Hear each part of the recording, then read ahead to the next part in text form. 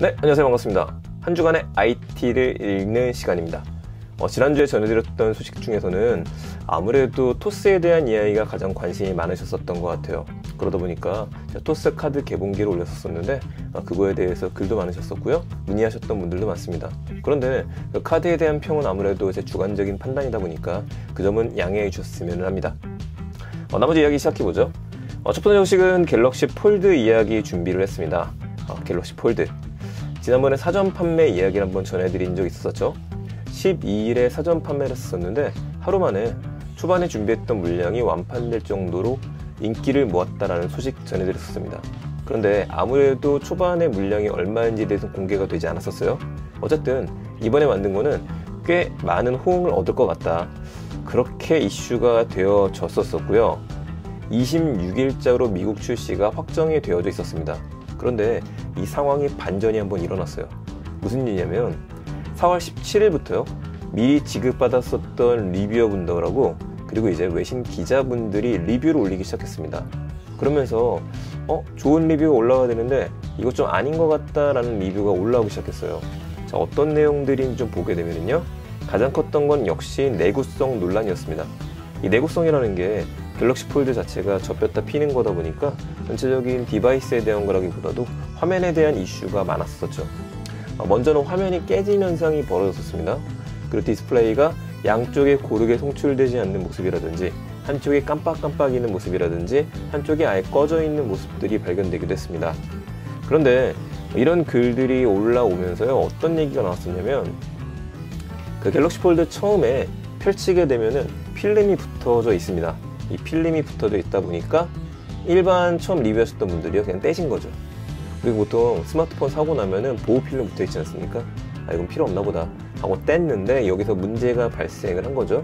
그런 것들을 떼고 나서 점점 스마트폰이 이상해지기 시작하더니만 이렇게 계속 얘기가 나왔었던 대로 디스플레이가 거의 작동 안 할 정도까지 이르렀다, 혹은 중간에 구김 현상이 너무 심하다, 이런 글들이 나왔었던 겁니다. 자, 이러다 보니까 일단 삼성 측에서의 공식적인 입장은요, 이 스크린에 부착된 필름은 이번 필름 같은 경우에는 단순한 보호 필름이 아니기 때문에 절대로 떼서는 안 된다. 그런데 이거에 대해서 사전에 정확하게 이야기 못했던 부분이 있는 것 같다 라는 게 좀 공식적인 입장으로 나왔었어요. 그래서 조금 자제됐나 싶었었는데 이번에는 월스트리트 저널에서요, 이슈가 하나 나왔습니다.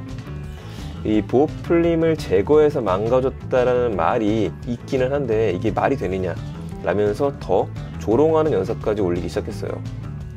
이거를 올린 기사는 조안나 스톤이라는 기자인데 이 기자분의 유튜브를 보게 되면은 지금 꽤 많이 이슈가 될 정도로 올라왔습니다. 그러면서 우리는 베타 테스터가 아니다 라고 이야기를 했어요. 근데 좀 너무 조롱이라고 나오는 것 자체가 차라리 갤럭시 폴드를 접느니 종이를 접겠다 라는 이야기라든지 갤럭시 폴드를 접느니 갤럭시 폴드에다가 햄버거 빵을 우겨놓는 것들, 그러니까 햄버거 소시지를 우겨놓고 마치 빵처럼 만드는 그런 모습을 연출하기도 했습니다. 물론 이것에 대해서 긍정적인 여론은 아닙니다. 이 영상에 들어가서 보시게 되면은 꽤 많은 분들이 월스트리트 저널의 이번 행사에 대해서 이거 너무 시중에 정확하게 나온 폰도 아닌데 너무한 거 아니냐 라는 의견들도 많습니다. 자, 어쨌든 현재 게이트아웃까지 하기는 좀 그렇지만은 스크린 부분에 문제가 있는 걸로 이해하게 되고 있는 건 사실인 것 같아요. 현재 삼성의 공식적인 입장에서는 26일 정식 출시 같은 경우에는 그대로 진행하겠다라고 이야기를 합니다. 그 얘기는 그만큼 내구성에는 자신이 있다는 거겠죠. 물론 앞으로 남은 시간 동안에 얼마나 더 완성도를 높일지에 대해서도 고민이 될 부분이긴 합니다. 이번 제품 같은 경우에는요, 좀 잘 나왔으면 하는 욕심이 있네요. 자, 두 번째 소식입니다. 혁신 금융 서비스에 대한 이야기 좀 드리려고 합니다. 바로 지난주에 금융규제 샌드박스를 통해서 9건의 혁신 금융 서비스가 지정이 됐습니다. 이 혁신 금융 서비스는 뭐냐면요, 금융의 빗장을 좀 완화시켜갖고 과연 실생활에서 쓸 수 있는 금융, 이것에 대해서 최장 4년 정도 시범 서비스 테스트로 운영을 하겠다라는 서비스입니다. 이것보다도 어떤 서비스가 나오는지가 더 관심이 있으실 텐데 제가 대표적인 거 3가지만 이야기 드리면요. 먼저 국민은행에서 알뜰폰을 이용한 금융통신 결합 서비스가 출시될 예정입니다. 한마디로 은행이 알뜰폰 사업을 할 수 있도록 열어주게 되는 서비스입니다. 자, 이렇게 되면 뭐냐, 스마트폰에 유심칩만 넣게 되면요, 공인인증서라든지 앱을 설치하다라든지 이런 복잡한 거 하나 없이 그냥 은행 서비스로 원스텝, 한 번 스텝으로 인용할 수 있게 만들어줍니다. 이게 좋은 점이라고 하면은 아직까지 설치하는 거 불편하거든요. 솔직히 스마트폰에다가 다시 공인인증 설치하는 거 굉장히 귀찮은데 그런 거 할 필요 없이 정말 금융거래에 최적화된 폰이 나오게 된다는 얘기죠. 물론 위험성도 있어 보이긴 합니다. 자, 우선 의미심장한 거는 금융업자분들이 금융업을 갖고 있는 곳에서 통신업을 시작하게 되는 첫 사례라고 하네요. 근데 이게 의미가 은행에서 알뜰폰을 바로 구입할 수 있는지 바로 개통할 수 있는지 이거에 대해서는 전혀 얘기된 바는 아직 없습니다. 이런 것들 할 수 있답니다. 그리고 통신요금 같은 경우에도요, 국민은행의 거래 실적이 있다고 한다면 할인요금이 적용될지도 모른다는 얘기입니다. 지금 다 모른다는 얘기밖에 할 수 없는 게 일단 해보자라고 얘기가 나왔기 때문입니다. 자, 두 번째는 이게 조금 더 관심 가고 좀 우려가 되는 서비스이기도 한데, 개인 간의 신용카드 기반의 송금 서비스를 신한카드가 먼저 인정을 받았습니다. 자, 이 서비스는 여러분들이 다른 분들한테 돈을 보낼 때요, 우리 토스라든지 카카오페이 같은 거 이야기를 할 때 돈을 보낼 때 쉽게 송금할 수 있는 서비스죠. 간편 송금 서비스인데 이 시장에 신용카드가 뛰어듦을 이야기를 합니다. 이러다 보면 어떤 일이 벌어지게 되느냐, 지금 통장에 돈이 없어요. 통장에 돈이 없는데도 그래 신용카드로 보내야 되지. 한마디로 카드로 긁어서 현금을 보내고 난 다음에 나중에 충전하는 형식, 나중에 카드빚을 갚는 형식이 됩니다. 이거 잘못하면 카드 깡이 아니냐 라는 얘기가 나오면서 지금까지 잘 안 됐었던 부분입니다. 하지만 우선은요, 정부 차원에서 이것도 좀 풀어줄 필요가 있을 것 같다. 우선 테스트를 해보자 라고 이야기를 합니다. 경조사부터 시작해서 중고거래라든지 이런 것들 이제는 카드로다가 돈을 보낼 수 있는 시장이 또 열릴 것 같습니다. 근데 이것도 국민은행이랑 마찬가지로 한 9월 정도는 돼야지 시범을 해볼 수 있을 것 같아요. 그 전까지는 약간 테스트 단계니까 일반인들은 사용할 수는 없을 것 같습니다. 자, 세 번째는요, BC카드에서 개인 가맹점을 통한 QR 간편 결제 서비스에 대해서도 혁신금융 서비스로 지정받았습니다. 이 서비스는 어떤 거냐면, 우리 중국 얘기할 때 매번 했었던 얘기죠. 중국에서는 푸드트럭이나 노점에서도 쉽게 QR코드로다가 결제를 할 수 있더라. 그 부분입니다. 별도의 카드 단말기 없이 QR코드만으로 모바일 결제도 가능하게 하고요. 외국인 분들의 경우에도 별도의 환전 절차 없이 스마트폰 앱을 활용해서 QR 간편 결제가 가능하게 하겠다. 사실 이 간편 결제 서비스 가능하게 하겠다. 지금 되는 거죠. 간편 송금 서비스를 통해서는 가능합니다. 그리고 BC카드가 얼마 전에 QR코드를 통해서 간편 결제가 될 수 있는 카드 시스템을 선보였었던 바가 있었죠.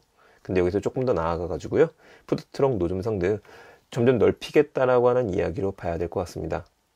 자, 이런 금융규제 샌드박스에 대한 것들 이제 지정이 된 거기 때문에 확실하게 정해진 건 아닙니다. 이 서비스가 고정이 되는 것도 아니에요. 다만 이런 것들을 통해서 점점 더 나은 방향으로 나아가고 있다라고 봐야겠죠. 그래서 혁신금융 서비스에 대한 얘기를 이번 주 두 번째 소식으로 정했습니다. 자, 마지막은 애플이랑 퀄컴에 대한 얘기입니다. 애플하고 퀄컴이 계속해서 싸우고 있었죠. 정말 엄청난 규모의 300억 달러, 그러니까 34조 원 규모의 특허 소송이 진행 중이었습니다. 근데 갑작스럽게 16일자로 전격적으로 취하됐습니다. 그런 이유에 대해서는 여러 가지 말이 많습니다만, 가장 확실한 건 바로 5G 때문에 그렇겠죠. 5G 아이폰이 나와야 되는데 지금 상황에서는 5G 아이폰이 올해도 그렇고요, 내년까지 나오기 힘든 상황입니다. 그 이유가 퀄컴하고 소송이 계속 진행됐었던 2016년도부터요.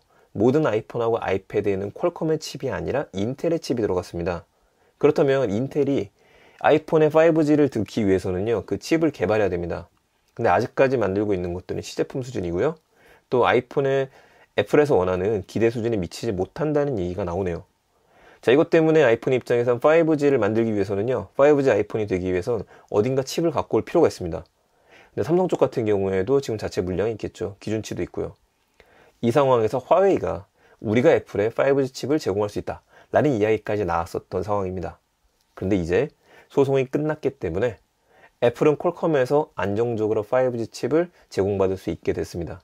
그 이야기는요, 올해 하반기에 아이폰 5G, 좀 이상하긴 합니다만 아이폰 5G 아이폰 모델을 우리는 만나볼 수 있을 것 같습니다. 애플하고 퀄컴 역시 서로의 노림수가 있기 때문에 이번에 합의를 했겠죠. 자, 이번 주 들려드렸던 세 가지 소식입니다.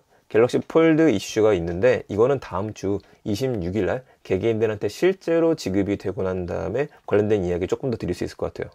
자, 두 번째는 좀 어려운 서비스이실 수 있겠습니다만 혁신금융 서비스가 금융규제 샌드박스를 통해서 지정이 됐다. 그 중에서 국민은행 알뜰폰 서비스하고요. 신한카드에서 개인한테 송금할 수 있는 서비스, 이건 좀 볼만하다. 마지막으로 애플과 퀄컴이 소송이 취하가 됐는데 이거는 5G 아이폰을 위한 노림수다. 이 세 가지 소식 기억해 주시기 부탁드립니다. 네, 그럼 저는 다음 주에 더 재밌는 이야기들 가지고 찾아뵙겠습니다. 지금까지 들어주셔서 감사합니다. 일상 IT였습니다.